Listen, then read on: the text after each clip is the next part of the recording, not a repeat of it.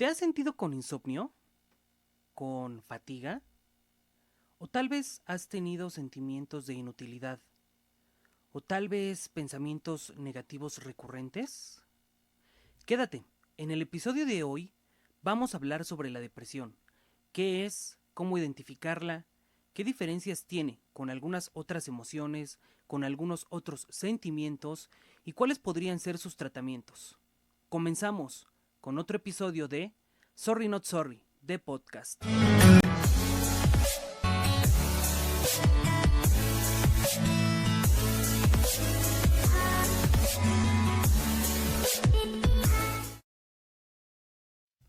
Como lo comentaba en el intro, vamos a estar hablando hoy de la depresión. Pero para poder comenzar a hablar de este importante trastorno, debemos de identificarlo y debemos de diferenciarlo de la tristeza. Vamos a entender a la tristeza como un estado de ánimo y lo vamos a diferenciar de la depresión porque la depresión es un trastorno mental. Ahora bien, para quedar claros con estas dos definiciones, vamos a comenzar a ver lo que es un trastorno mental. Bueno, pues un trastorno mental es una alteración de las funciones cognitivas de una persona.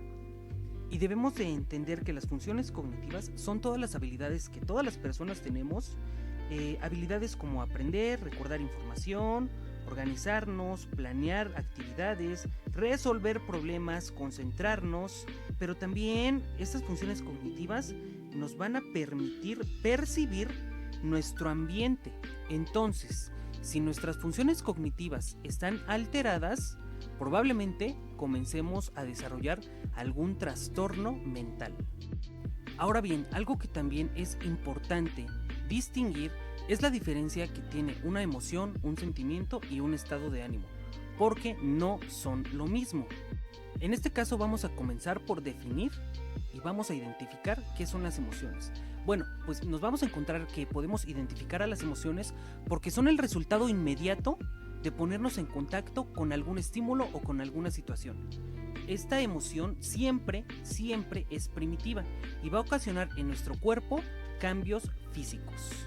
¿Qué significa esto de que la emoción es primitiva? Bueno, pues me refiero a que es primitiva porque sin que nosotros lleguemos a reflexionar un solo momento sobre lo que estamos viviendo, va a ser como va a ocasionar estos cambios físicos, tal vez palpitaciones, tal vez alguna sensación de rigidez, etc.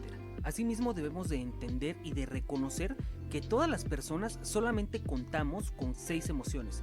Estas son sorpresa, asco, tristeza, que está muy relacionada al tema que estamos viendo el día de hoy en este podcast, además de ira, miedo y felicidad. Ahora bien, vamos a identificar qué son los sentimientos. Los sentimientos van a incluir la capacidad que tenemos de reflexionar sobre la emoción que pudiésemos llegar a sentir. Va a incluir también la capacidad de pensar sobre lo que estoy sintiendo. Aquí, dentro de los sentimientos, podemos encontrar muchísimos.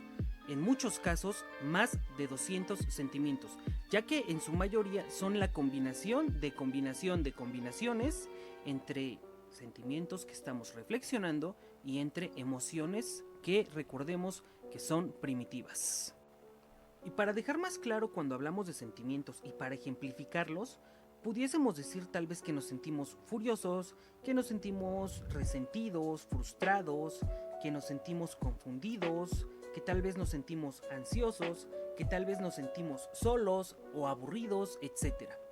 Y ahora bien, para dejar en claro qué es un estado de ánimo, vamos a identificar a los estados de ánimo como estados en los que las personas podemos permanecer. Y a diferencia de los sentimientos y de las emociones, el estado de ánimo va a ser más duradero, pero va a tener una menor intensidad. También debemos dejar en claro que no en todos los casos los estados de ánimo se ven influenciados por estímulos o sucesos con los que podemos estar viviendo. Repito, no en todos los casos. Hay algunos estudios como el del Worldwide Independent Network Research que indican que el estado de ánimo se ve influenciado por nuestra sociedad. Por ejemplo, para que esto quede más claro, este estudio nos dice que las personas que vivimos en el continente americano podríamos ser más felices que los europeos. Esto es algo muy interesante, ya que incluso se le está dando a los estados de ánimo una influencia por la zona geográfica en donde nos haya tocado nacer, donde nos toque vivir, aún, claro, sin elegirlo. Pero bueno, ya nos desviamos muchísimo del tema central, que es la depresión. Y bueno, vamos a definir la depresión como un trastorno mental que puede ser muy frecuente entre muchas personas, que se caracteriza por la presencia de tristeza, pero esta tristeza va a ser constante. Más adelante vamos a ver por qué se dice que una presencia de tristeza de forma constante. Pérdida de interés o de placer. Además también vamos a encontrarnos con sentimientos de culpa, falta de autoestima, trastornos de sueño o del apetito, mucha sensación de cansancio y falta de concentración. Debemos de comprender y de dejar en claro que la depresión puede ser crónica, puede ser recurrente y puede dificultar sensiblemente el desempeño en el trabajo o en la escuela y en la capacidad para afrontar la vida de las personas que la padecen. En casos muy graves, la depresión puede conducir a finales trágicos. Las causas por las que una persona puede caer en depresión son de carácter multifactorial, como ya lo hemos visto en algunos otros trastornos. Esto quiere decir que no solamente va a haber una causa conocida para toda la población. Esto depende mucho de cada persona.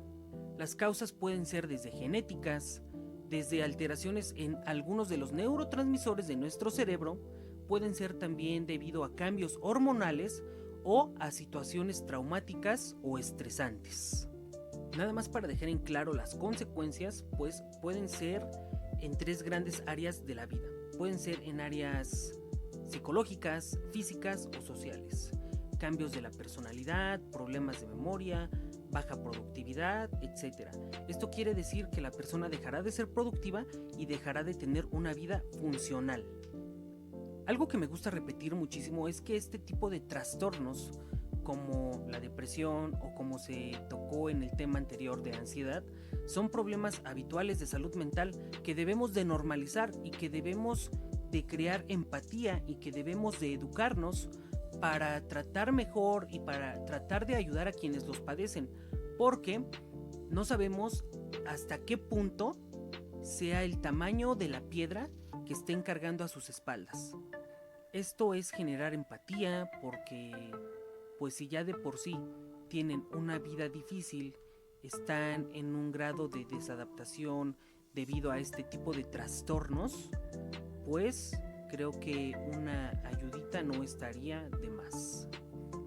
Ahora vamos a ver cómo se diagnostica la depresión y debemos de entender que para diagnosticar depresión esto lo debe de realizar un profesional que debe de darse cuenta mediante un seguimiento constante de que tal vez su paciente esté presentando algunos de estos síntomas. Y como ya se mencionó anteriormente, podría presentarse un estado de ánimo depresivo constante, una disminución muy marcada del interés, del placer que le causaba realizar algunas actividades y que ahora ya no le causa ni el interés ni ese placer por hacerlas, que tal vez nuestro paciente esté aumentando o perdiendo peso de forma muy significativa y muy rápida, que nuestro paciente ya no esté durmiendo o que ahora esté durmiendo de más, a lo que se le conoce como hipersomnia, tal vez fatiga y pérdida de energía, sentimientos de inutilidad o de culpa excesiva, que nuestro paciente ya no pueda concentrarse, ya no pueda tomar decisiones y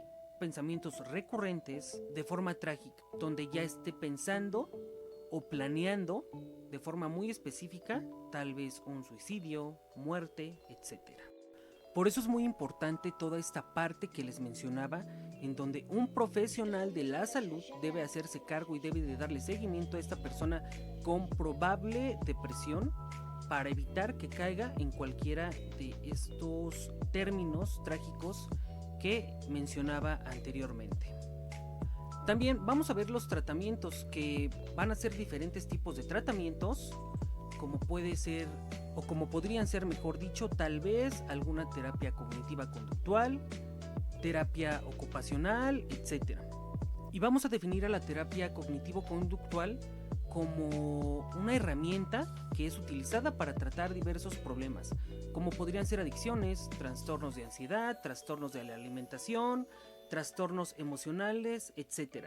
En muchos casos, este tipo de terapia puede ayudar rápidamente a identificar y afrontar desafíos específicos, pues nos ayuda a tomar conciencia de pensamientos imprecisos o negativos o desadaptativos para que podamos visualizar situaciones que nos pudieran parecer exigentes, pero que las podamos visualizar, como les mencionaba, con mayor claridad y responder a ellas de forma más efectiva y de forma más asertiva. Y por otro lado, vamos a entender a la terapia ocupacional con el objetivo de que, y dicho de una forma simple, intenta integrar a quien padece cierto problema, como podrían ser adicciones, obsesiones, etc., en una rutina para que puedan distraer a la mente y enfocarse en actividades, por ejemplo, realizar algún tipo de ejercicio, aprender a cocinar, aprender a conducir, para que de esta forma, mediante la distracción de la mente, esto que cause en las personas otros cambios más a fondo y puedan ir superando su padecimiento, cualquiera de los anteriormente mencionados. Recordemos que no siempre será necesario el uso de fármacos y esto va a depender de cada persona y el diagnóstico realizado por el especialista. Obviamente, de acuerdo a lo observado, analizado y reportado en las pruebas, etcétera, o en los diferentes diagnósticos que pudiera estar realizando. Muchas gracias nuevamente por haber escuchado este episodio de Sorry Not Sorry The Podcast. Recuerden, soy el psicólogo Carlos. Suscríbanse, denle like. Recuerden que el objetivo del podcast, del programa, de estos episodios es ayudar a la gente, ayudar a personas a quienes pudieran estar padeciendo cualquier tipo de problema, cualquier tipo de trastorno, para que tengan como una guía o sepan qué es lo que están sintiendo, sepan que no están solos, sepan que hay alguien que los entiende, etc. Recuerden darnos like en Facebook. Y pues nada, muchas gracias, comenten, suscríbanse, denle like, dejen sus críticas, sus comentarios y gracias nuevamente por escuchar Sorry Not Sorry The Podcast.